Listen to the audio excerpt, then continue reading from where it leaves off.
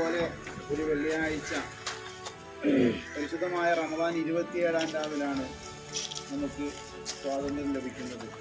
സ്വാതന്ത്ര്യം ഇന്ന് ഈ ഒരു സാഹചര്യത്തിൽ വളരെ വിഷമകരമായ രൂപത്തിലാണ് ഇന്ത്യയുടെ പോക്ക് പോയിക്കൊണ്ടിരിക്കുന്നത്. നമുക്കെല്ലാവർക്കും അറിയാം. ഏതെങ്കിലും ഒരു മതത്തിൻ്റെ പേരിലോ അല്ലെങ്കിൽ ഏതെങ്കിലും വ്യക്തികൾക്ക് മാത്രമായിട്ട് ഇന്ത്യയെ ആരും തീരെഴുതി കൊടുത്തിട്ടില്ല. അല്ലെങ്കിൽ ഒരു മതത്തിൽപ്പെട്ടവർ മാത്രമല്ല ഇന്ത്യയുടെ സ്വാതന്ത്ര്യ സമര സേനാനികളായിട്ടുള്ളത്. ഇന്ത്യ എന്ന് പറയുമ്പോൾ ഹബീബായ സല്ലല്ലാഹു അലൈഹി വസല്ലം തങ്ങൾ നമ്മുടെ ഒരു രാജ്യം ഹുബ്ബുൽ വത്നി മിനൽ ഈമാൻ, സ്വരാജ്യ സ്നേഹം എന്ന് പറയുന്നത് അത് ഈമാനിൽപ്പെട്ട ഒരു കാര്യമാണ്. അതുകൊണ്ട് മുഅ്മിനായ ഏത് മനുഷ്യനും സ്വന്തം രാജ്യത്തെ സ്നേഹിക്കുന്നവരാണ്, അതിനെ ഒറ്റിക്കൊടുക്കാൻ തയ്യാറായിട്ടുള്ളവരല്ല. മുൻകഴിഞ്ഞ ഓരോ സ്വാതന്ത്ര്യ സമര സേനാനികളെ എടുത്തു നോക്കിയാലും ഗാന്ധിജി മുതൽ അവിടെ നിങ്ങൾ തുടങ്ങുന്നു. ബി ഉമ്മ എന്ന് പറയുന്ന ഉമ്മയുടെ 2 മക്കളുണ്ട്, മുഹമ്മദ് അലി ജൗഹറും ഷൗക്കത്ത് അലി ജൗഹറും. വർക്കിംഗ് ഹോം കൊട്ടാരത്തിൽ പോയിട്ട് പരിശുദ്ധമായ ഖുർആൻ കൈപിടിച്ചുകൊണ്ട് അവിടുത്തെ മേധാവിയായിരുന്ന മിസ്റ്റർ ജോർജിനോട് പറയുന്നൊരു കാര്യമുണ്ട്.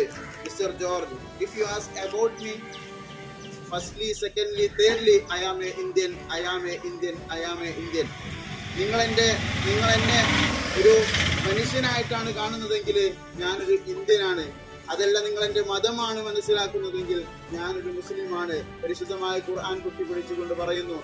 അതുപോലെ കേരളത്തിലേക്ക് എടുത്തു നോക്കുകയാണെങ്കിൽ വാര്യംകുന്നത്ത് കുഞ്ഞാമദാജി, അല്ലെങ്കിൽ അതുപോലെ ഒരുപാട് മഹാരഥന്മാർ മുസ്ലിമായവർ ഇതുപോലെ ഇന്ത്യക്ക് വേണ്ടി സ്വാതന്ത്ര്യത്തിന് വേണ്ടി പൊരുതിയവരാണ്.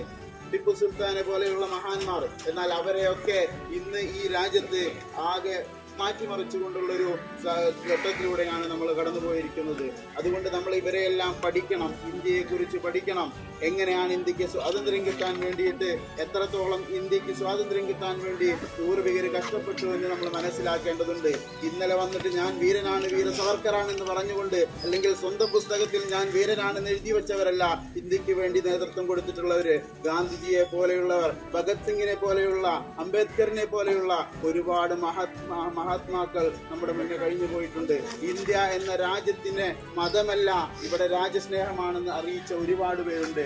നമ്മൾ ദീന് പഠിക്കുന്നതിനൊപ്പം തന്നെയാണ് നമ്മുടെ മദ്രസകളിലും നമ്മൾ പഠിക്കുന്നുണ്ട് നമ്മുടെ രാജ്യത്തെ പറ്റിയും അതിനുവേണ്ടി പ്രയത്നിച്ചതിനെ പറ്റിയൊക്കെ. ഇൻഷാ അല്ലാഹ് അത് നമ്മുടെ ജീവിതത്തിൽ പകർത്തണം. ആരെങ്കിലുമൊക്കെ തെറ്റായ ധാരണകൾ നമ്മളിലേക്ക് തരുമ്പോൾ ഇതങ്ങനെയല്ല, ഇതിങ്ങനെയാണെന്ന് പറഞ്ഞു കൊടുക്കാൻ നമുക്ക് ഏവർക്കും കഴിയണം. അല്ലാഹു തൗഫീഖ് നൽകി അനുഗ്രഹിക്കുമാറാകട്ടെ. ഈ ഒരു ദിവസത്തിൽ, വളരെ സന്തോഷമുള്ള ഈ ഒരു ദിവസത്തിൽ എല്ലാവർക്കും 1000 സ്വാതന്ത്ര്യ ദിനാശംസകൾ നേരുന്നു. അസ്സലാമു അലൈക്കും വറഹ്മത്തുള്ളാഹി വബറകാതുഹു. നാം സ്നേഹിക്കണം. ഇന്ത്യയിൽ ആർക്കും ഏത് മതവും വിശ്വസിക്കാനുള്ള സ്വാതന്ത്ര്യമുണ്ട്. ഇവിടെ എല്ലാ മതവിശ്വാസികൾക്കും തുല്യ പ്രാധാന്യവും സംരക്ഷണവും ഭരണഘടന ഉറപ്പു നൽകുന്നു. നമ്മുടെ ഇന്ത്യ ജനാധിപത്യ മതേതര രാജ്യമാണ്. നാം മതത്തിന്റെ പേരിൽ കലഹിക്കാനോ അന്യമതസ്ഥരെ ദ്രോഹിക്കാനോ പാടില്ല. പരസ്പരം സ്നേഹവും മമതയും പുലർത്തണം. നമ്മുടെ നാടിന്റെ ഐശ്വര്യവും പുരോഗതിയുമായിരിക്കണം നമ്മുടെ ലക്ഷ്യം. ജയ് ഹിന്ദ്.